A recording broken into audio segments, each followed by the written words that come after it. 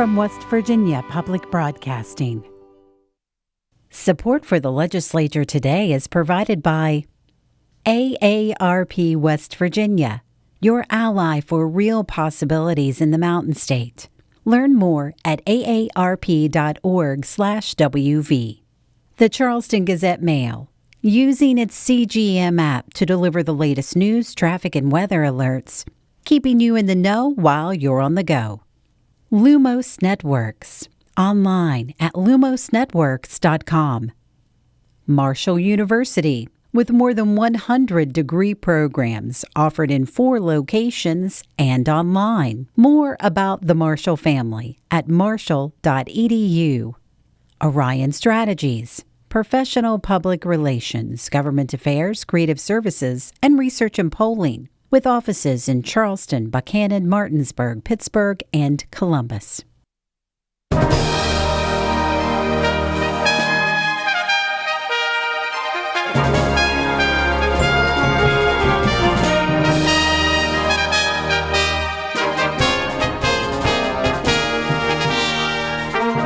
Good evening and welcome to the Legislature Today from the State Capitol Building. Tonight, a discussion with State House reporters on the activity here this week.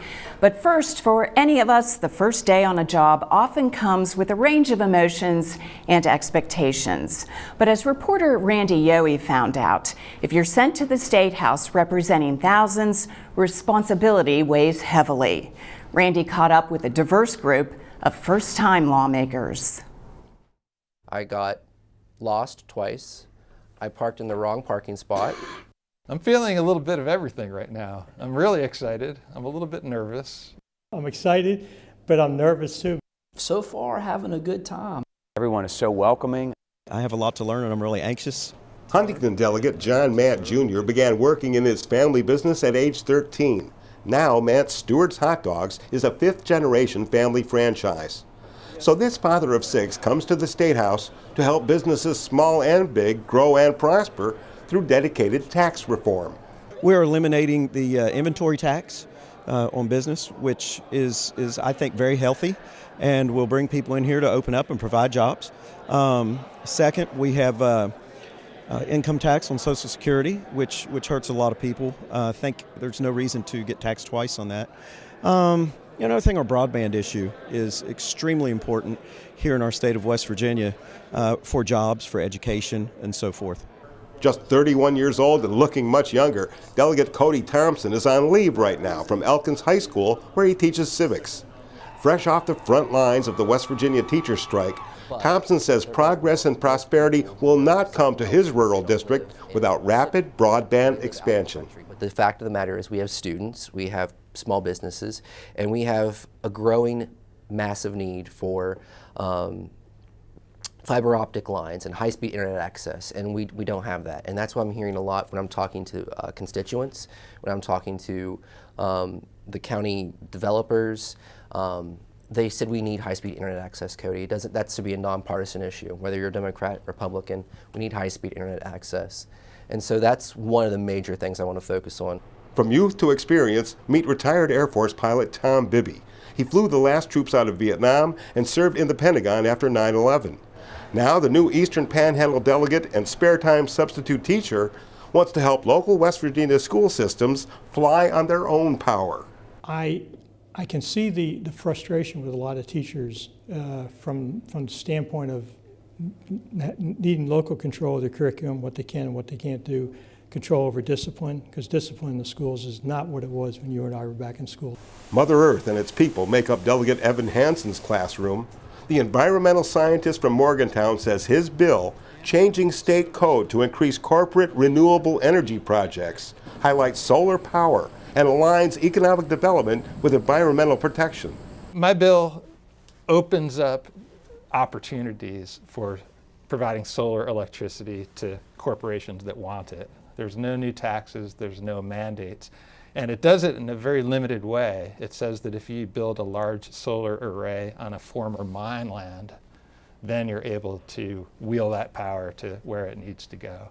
So in addition to helping to protect jobs and create new jobs, it's actually going to help us find some productive use of these formerly mined lands. An environmental scientist, a high school civics teacher, a retired Air Force pilot, a hot dog magnate. Are we seeing a trend away from a lawyer-laden legislature? Well, I am an attorney. I think New Senator Richard Lindsay hails from Charleston, but the respected lawyer's concerns extend to all Mountain State families. Lindsay's bill would have West Virginia hopefully enhancing lives and development by enacting a true family paid leave statute. there are about seven or eight states in the country that allow folks to take upwards of 12 weeks away from the work, still get paid 2/3 of their paycheck, keep their job, and be able to take care of either a sick child or a sick parent. I think that type of program brings stability in the home and allows folks to live the lives that they should. Senator William Ehlenfeld's Northern Panhandle background highlights more than 20 years as a federal prosecutor and United States District Attorney. The new Senate member plans to take his criminal fight against the opioid crisis and private and government corruption to the legislative level. I helped to investigate the West Virginia Division of Highways. When I was the U.S. Attorney, we returned multiple indictments against people who were engaged in political activity on state time, who were engaged in bid rigging and other types of illegal activity. And so that is near and dear to my heart, is addressing those kinds of issues. Corruption, unfortunately, has continued on in state government. New legislators with diverse agendas, but a common cause, a better West Virginia. For the Legislature Today, I'm Randy Yohe at the Capitol. Joining me now are veteran State House reporters Phil Kabler of the Charleston Gazette-Mail and Brad McElhaney of West Virginia Metro News. Thank you both for joining us tonight. I want to go through some of the initiatives that were brought out in the governor's State of the State address, but first I want to link to the story that Randy just brought us, and that was a feature of, I believe, a half a dozen new lawmakers. There are, 36 new members in the House alone. Let's just begin with talking, just how does so many freshmen, how does that impact the process? So many newcomers. But I can't remember a case where we've had this many new freshmen, and they don't necessarily ask for my advice, but I always say the first year, listen and learn, and try to learn the rules of order and the procedures, and it's a unique learning curve. That would be convenient. But it is a unique process. So the first year is, for most new members, is a real learning curve. So it'll be interesting to watch these new members kind of mature and learn and make their way. Right, Brad. That trend appeared to begin last session when there was, for whatever reason, a lot of turnover in the House. In some cases, the governor was plucking delegates to go fill vacancies in the Senate, and then there were some other reasons that people began to turn over in those roles. But yeah, it's a challenge for people like us to figure out, first of all, who we're looking at and get our bearings. And it's a bit of a different makeup too. There's been, frankly, more women who have taken office, particularly in the House of Delegates, particularly on the Democratic side. And so we'll see if that changes the tone of some of this debate. And I think what I want to get to is the power structure and committee chairmanships and vice chairmanships. Lots of different people taking those places. Who got what and why? What do we know? In the more powerful, the more prestigious, more sought after roles of judiciary, education, finance, those bigger committees. Right. We have, like you say, a lot of leadership changes, and of course we have a new speaker, which is always usually a rough transition, because I always say it's like being in a car. You can ride in a car for years, and then the first time you have to drive, it's difficult to be up there on that podium and leading the floor sessions. But so far, Speaker Hanshaw is doing it like he's been a professional for years and years. And some of the other committee chairs, I personally haven't had an opportunity to see them in action yet, so I'm looking forward to that as we get into the second week of the session. Hanshaw, the new House Speaker, is not only a lawyer, but also has his chemistry degree. And more than that, is a parliamentarian. He's got parliamentary training. So he's got three things going for him as he takes that gavel. But yeah, because he has assumed leadership of the House, he has placed new people in a lot of these committees. The Finance Committee chairman is new, had been the vice chairman previously. And in the House and the Senate, there are new chair people of the education committees coming off of that statewide teacher strike last year, with talk of a lot of education bills, including potentially controversial bills like charter schools coming through each of those committees. So those folks could be on the hot seat. Those are Danny Hamrick, the House Education Chairman, and Patricia Rucker, the Senate Education Chairwoman. And can we just acknowledge how powerful the chairmen are, the leadership? I mean, really a handful of people really guide things through each of the houses. Yeah, out of each house you probably have 12 or 14 people who actually run the show. And I think with education in the Senate with Patricia Rucker, that's going to be very interesting because the teachers unions are not particularly enthused that she's been an advocate of charter schools and homeschooling, so they see her as something of a threat to what was accomplished last year during the walkout. So that's going to be very interesting to see how she maneuvers dealing with the representatives of the teachers unions. In fact, Mr. Daly, head of WVEA, said it was an affront on the part of the Senate president to place Senator Rucker in that position. It started off right away. Yeah, it's kind of an interesting chess game because I think President Carmichael will be up for re-election in 2020, and I think he suspects he'll be targeted by the teachers unions as some of the other leadership was in the last election. So I don't know if this is to send a message to the teachers or not, but it's definitely moving the pieces on the chessboard around. Well, let's go on and move to the state of the state. It was only 2 days ago. Seems like maybe a week, but it was just 2 days ago, less than 48 hours ago. Have we figured out everything that was said yet? What are you hearing just generally? What have people's impressions here, especially here at the Capitol, about the governor's speech overall? You know, we wound up in the same Senate Finance meeting just yesterday, and there were a lot of questions about just the mathematics of how do these spending endeavors add up versus the tax cuts that the governor wants to do, and where really are we on the budget, and is the relatively healthy financial status of the state right now going to last as some of these gas pipelines reach conclusions, as the coal industry maybe ebbs and flows a bit more.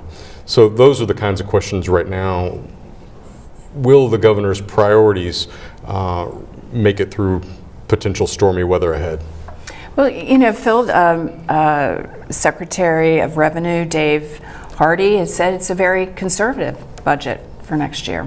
Yes, I think they've built in just over 2% revenue growth, which is very conservative, and then 1.73% increase in spending. But again, some of the members in Senate Finance raises the question that we've seen peaks and valleys with having an economy based on extractive industries. So we're in a peak right now, but as it's been pointed out, a lot of that is due to the natural gas pipeline construction, which is almost $4 billion worth of investment in 2 years. And that should wrap up at the end of this year, and that takes that money and nearly 14,000 jobs away. So I think a lot of what we heard in finance yesterday was a lot of concern.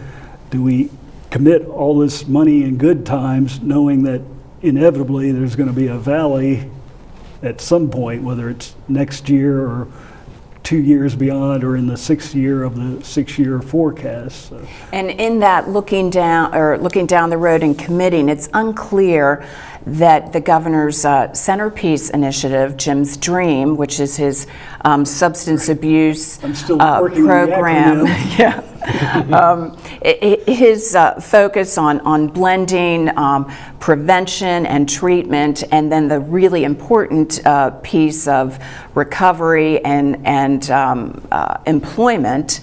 It's been questioned that $25 million. It's coming this first year from the surplus money, but is that a one-time 25 looking down? It's a combination of one-time surplus and then money in the base budget, and they had questions yesterday in Senate Finance. Is that an ongoing expense?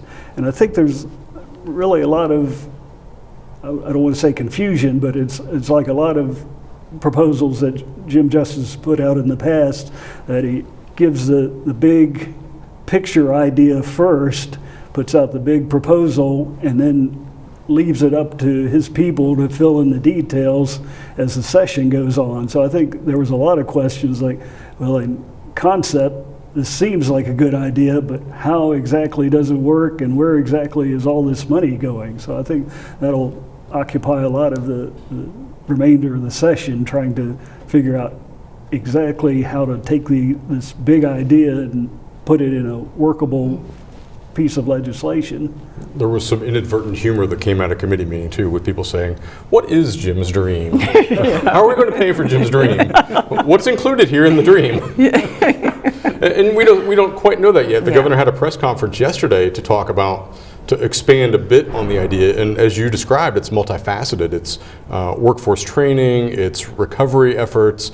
There appears to be an early educational component to it, but I don't know that we've seen anything in paper to say, this is how it's going to work, these are the dollars involved, and here's who's going to be affected, and what existing programs may be involved. Yeah, and it's still not clear to me why we need a new program, as opposed there are existing programs out there, many of them that have been begging for adequate funding. So why create this new umbrella program when it may make sense to fund these existing programs at a greater level? But so there's a lot to be worked out here during the session.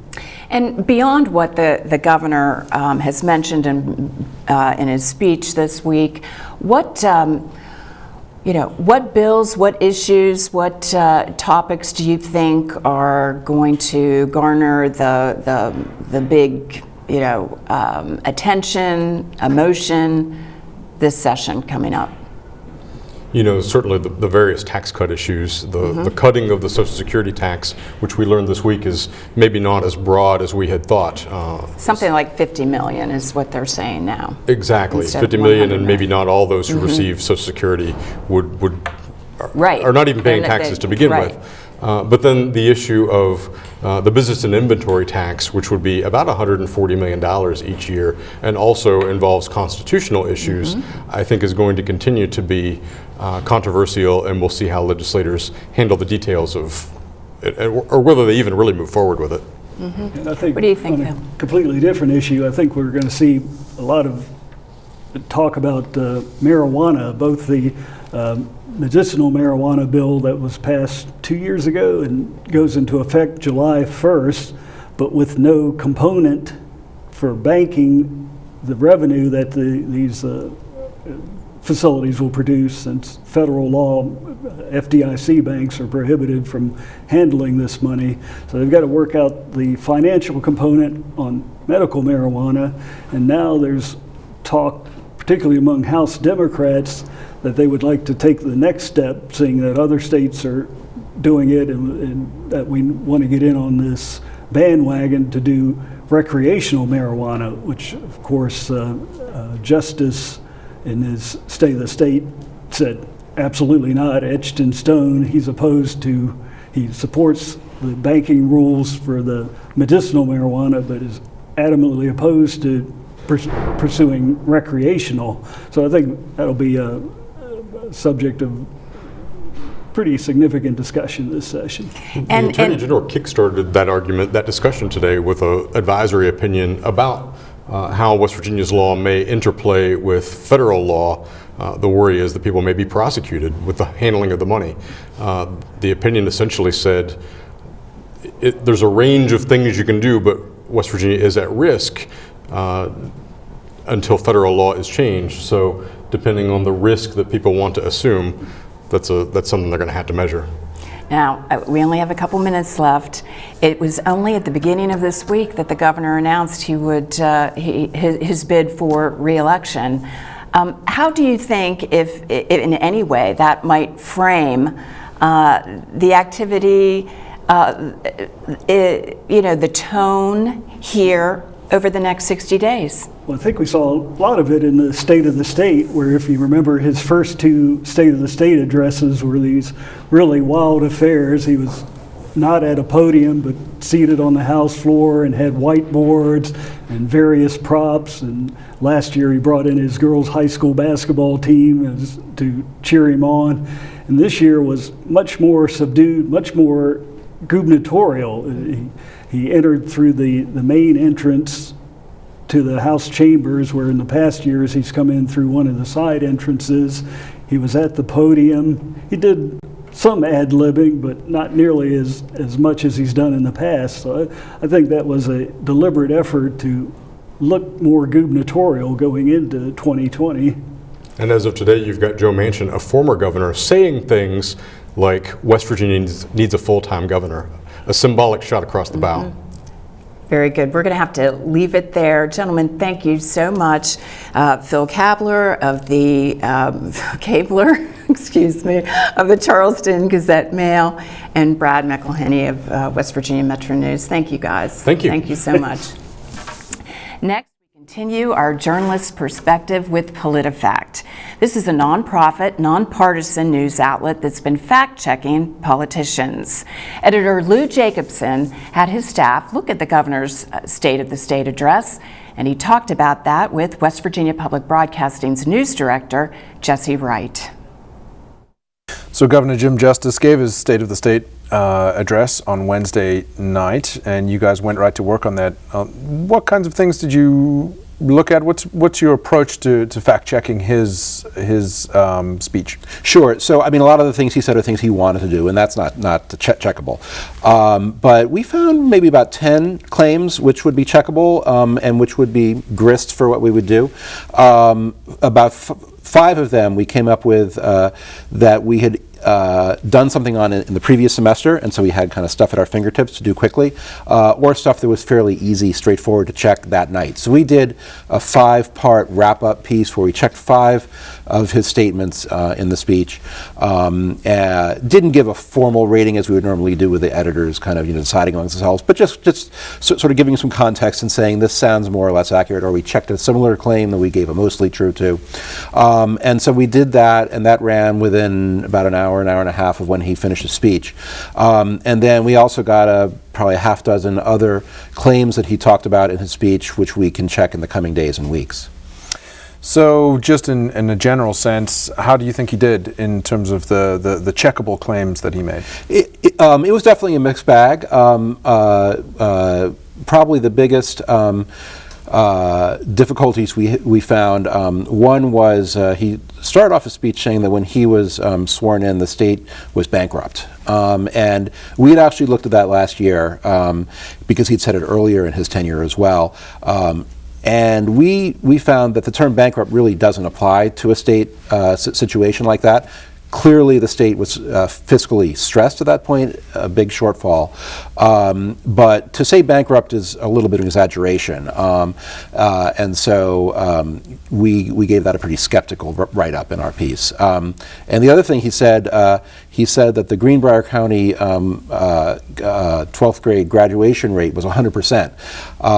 And I checked in with his office, and they didn't get back to me. If there's any further evidence we get on that, we can certainly change that. But we looked up on the database, which is just very straightforward to find online, and it was in the high 80s or the low 90s.